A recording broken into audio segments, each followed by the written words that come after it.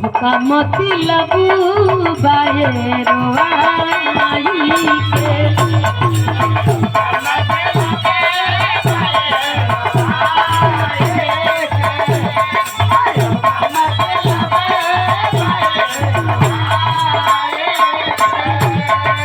अंगूरी में मुनरी सगाई के अंगूरी में मुनरी सगाई के अब का मतलब बाए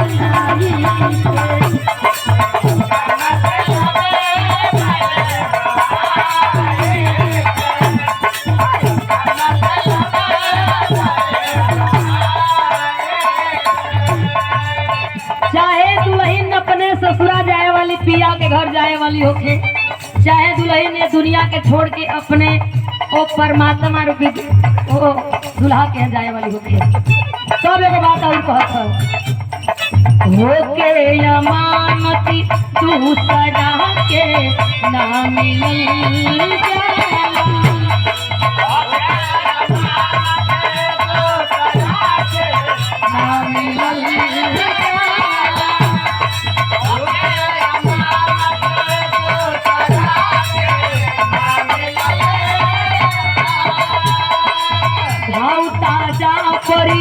ई नमक ना सीढ़ी जाला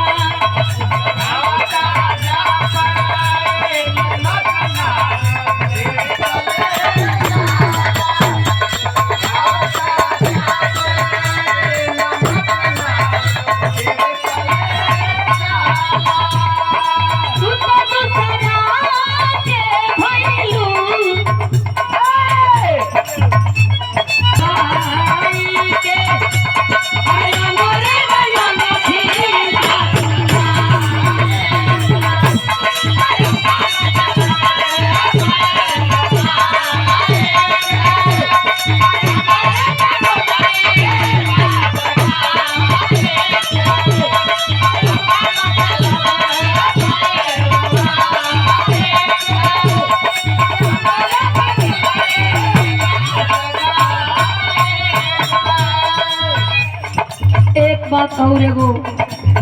या तुम्हारे दूल्हा कहत है अरे हौसला